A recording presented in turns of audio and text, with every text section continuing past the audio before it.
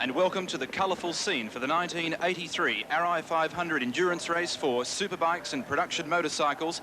It's the 1983 Australian Grand Prix meeting coming to you from Mount Panorama, Bathurst, and it really is a spectacular scene there as 58 of Australia's best riders line up alongside the pit counter about to have their Le Mans start for this 81-lap race, 499.93 kilometres.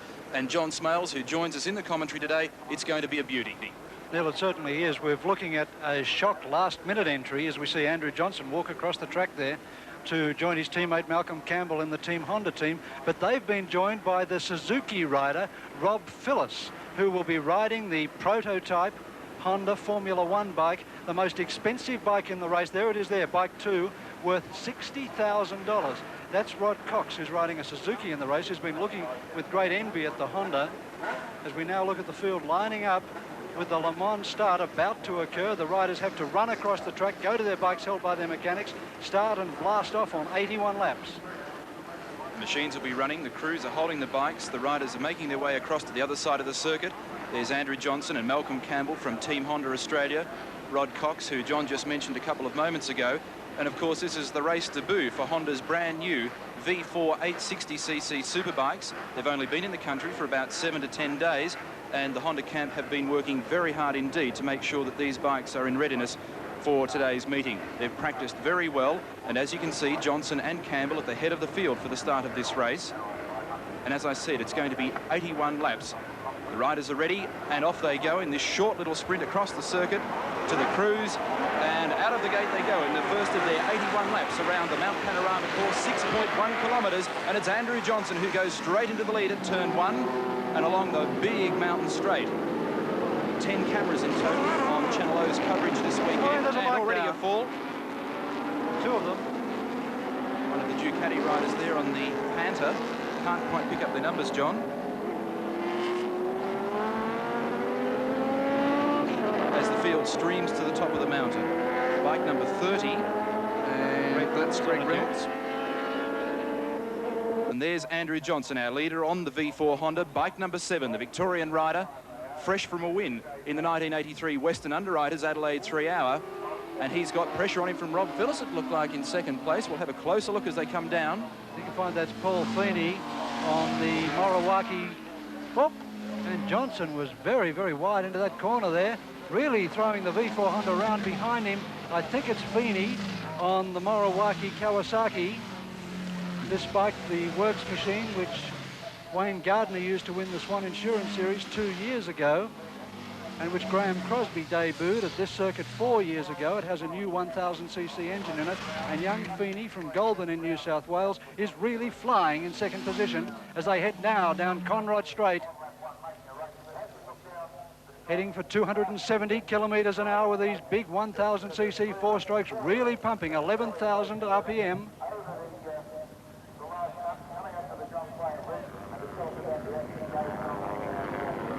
Into the braking area, it looks like Andrew Johnson, who goes underneath bike number 8. And his teammate there, Mel Campbell, on bike 12. So the Honda's going very quickly indeed as they come along pit straight to end lap number 1. And the Honda's just overwhelmed Feeney as now Rob Phillis moves up into 4th position.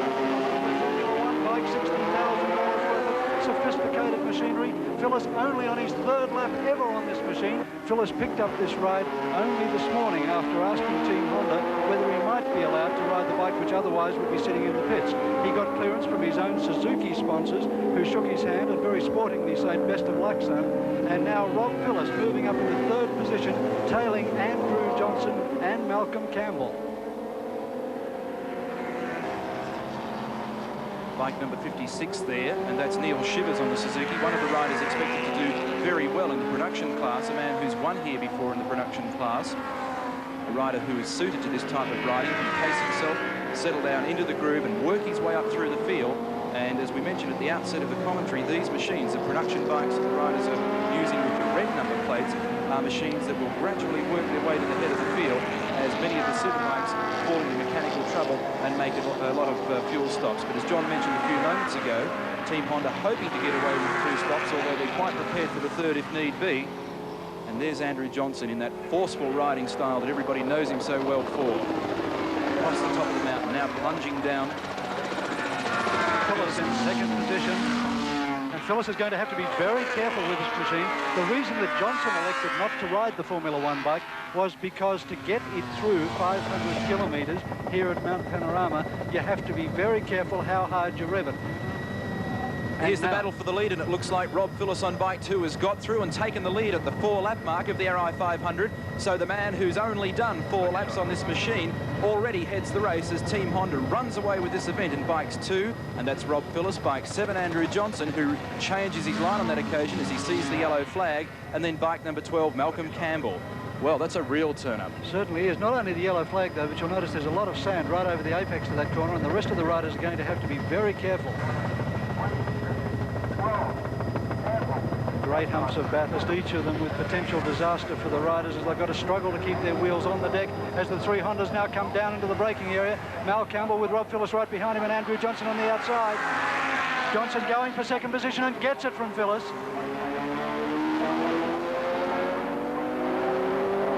Now Johnson out after teammate Campbell. Johnson right behind him going for the braking underneath. He won't do it.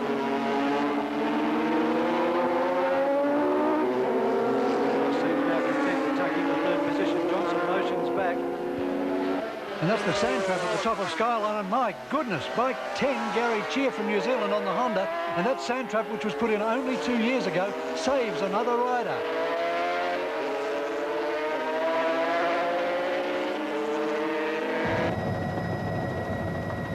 The O28 helicopter now winding its way up through the S's, heading up to the cutting. The leaders.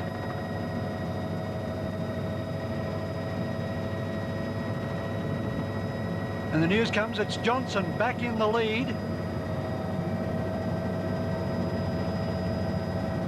With Campbell right behind him, and Rob Phillis has dropped back to 3rd position.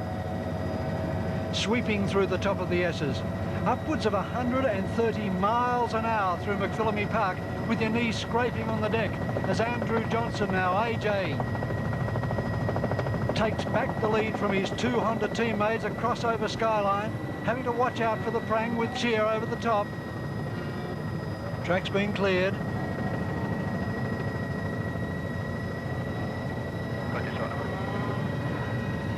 The O28 helicopter being flown by Terry Lee, having to go to slingshot onto the straight to keep up with these improved production and prototype machines, capable of more than 280 kilometres an hour as they storm down Conrod Straight. And Andrew Johnson. Now another lead change. It's Malcolm Campbell back in the lead. Behind him, Rob Phillis. Oh, and there goes Johnson. Johnson coming straight into the pits. But whether that's intended or not, he's just veered straight off and coming straight to the pits. He's only 25 minutes.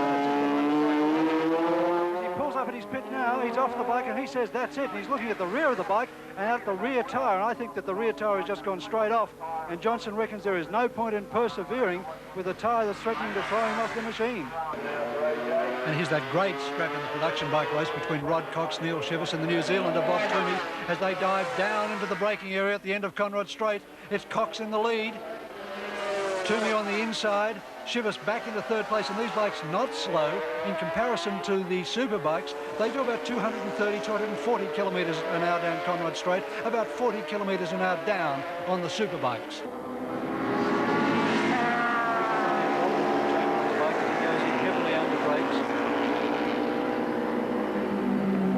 And Johnson sitting back on the super bikes, so the problem seems as though it may have been rectified. A new wheel has been put back in the machine. Wolfenden refueling the machine, which of course should be something that all crews do when they come back into the pits to ensure that they can minimise the amount of stopping time later in the race. So Johnson back on the bike. Certainly now with no chance at all at an outright victory. Can certainly offer a lot of support to his teammate out there who's still in furious battle with Rob Phillis. That's Malcolm Campbell we're talking about. Johnson's bike was on a fairly hard compound 796 Dunlop on the rear, the 18-inch rear. Johnson kicks off into the pits, pump starting the bike, and he's away. But of course, that's cost him the best part of a lap. And there's the leader, bike number 2. It's the Formula One bike, and Phyllis goes into the pits. Now, it's going to be very interesting to see just what happens here. So, as we were speaking before, there's that possibility of the fact that Johnson is going to have the advantage of a topped-up tank, but there's Phyllis in the pits. The hose goes on. He's been in the pits now for just under 5 seconds. The crew having a look around the bike to make sure that everything's okay. They're giving Robbie a drink. You can see Mick Hone there in the white and red T-shirt with the black cap. He's the usual team leader of the Mick Hone Motorcycle Suzuki team. And the bike comes out. It's about 20 seconds. So a 20-second stop for Rob Phyllis on bike number 2 as he comes out of the pits. A cool, uncomplicated stop for Rob Phyllis. No apparent haste, and yet only 23 seconds in the pits. And let's now hear from Will Hagan. Mick Hone, a bit unusual to be leading the ARAI 500 race with your rider, Robbie Phyllis, on a Honda. How did that come about? Well, we did have a deal signed up with Greg Hansford, but he couldn't accept the ride, and we decided that we didn't want to run our own superbike, so we had a free rider, and we were lucky enough to park next to Honda in the pits, and they had a free bike, and they just sort of fell together, and it's a fairy tale. When was the deal done? About 6 o'clock last night. We just had to get the okay from the Japanese at Honda, and they said, yeah, sure. And Suzuki agreed. There was no clash of sponsors or anything, and you know, I think... And Rob, in fact, hadn't ridden the bike before the warm-up lap for today's race? No, he hadn't even sat on it. We started up this morning. He just sat on it and made sure everything was there. And once he got on the bike, we said take it easy till he run in the tyres and learn the bike. But he was in front in 3 laps and he was doing it easy. So I think that shows, you know, what a good rider he is. He was in front, into the pits in just under an hour. That seemed a bit short. Well, we didn't want to take any chances. We've got enough lead up our sleeve now, 68 or 70 seconds, that we can afford to do an early pit stop and not risk running out of petrol. So we went for percentage. What about the bike itself? It was the bike that Andrew Johnson decided not to ride because he said it's really quick if you rev it to 11, but to keep it reliable, ultra reliable for 3 hours, you have to drop the revs to 9, so he stayed off it. Is that what Rob's doing? Is he keeping the revs down? Rob's always been easy on machinery, and I'm sure that he's not over-revving it or doing it hard. You know, he's just happy that he's got the opportunity to ride it, and I'm sure he'll do the job. Mick, I know you want to build a new Suzuki Superbike, and you haven't had a great deal of help from Suzuki. Is this to spike them a bit, the fact that you've got Rob onto a Honda? No, this was done with Suzuki's blessing. They realised that if they haven't got a machine for him to ride in a particular race and one's available, they're not that small-minded that they'd stand in his way and retard his progress into whatever he can achieve in racing. Thank you, Mick Hone. All right. There's bike 8. That was the bike that was holding second place in the race, bike number 8, and we saw the machine slowing down at the end of Conrod Straight on their last lap. So Paul Feeney in trouble, and our new second place is Andrew Johnson. And this forceful and determined rider starting to fall in now. His teammate for one day, Rob Phyllis on bike number 2, as he pushes the brand new V4 860cc Works Honda to its absolute limits as he negotiates the 6.1 kilometre mountain. 2 laps now remaining for Rob Phyllis, and his heart must be in his mouth, because to come from absolutely nowhere this morning, not even having a ride in this event, to suddenly find himself the winner of the most prestigious superbike endurance race in Australia is a real breakthrough for the Australian superbike champion, Rob Phyllis. And has been consistently picking up $12.50 per lap from ARAI helmets as the lap leader. And he'll be in line for $2,000 in outright prize money, together with another $1,000 for taking out the improved touring section of this race. Across the top of the mountain for the second last time, Rob Phyllis waves already to the crowd. A very popular rider in Australia, was voted in fact by Revs Motorcycle News, the readers of Revs Motorcycle News, the most popular man in Australian motorcycling for 1982, and he certainly deserves the crown. 258 kilometres an hour is the fastest time that Rob Phyllis has been recorded at down Conrod Straight. We would have expected a time slightly faster than that, or a speed rather than faster than that from him, but it indicates just how much he's been nursing the bike through this race. He goes through getting the blue flag. He is on his last lap, 6.2 kilometres of the Mount Panorama circuit remaining for Rob Phillips.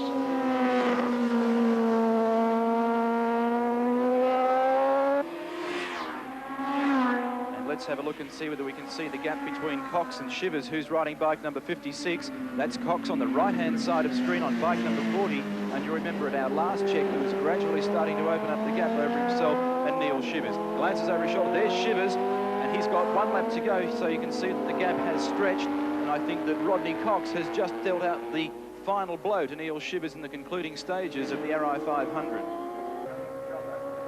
The big crowd at the top of the Mount Panorama circuit going wild for Rob Phillips as he flings it through McPhillamy Park, taking no chances now. The flag marshal's out at the side of the track. You can hear the crowd, even above the roar of the 028 helicopter, as he charges down through the S's, going for the big victory that was so unexpected for Rob Phillips.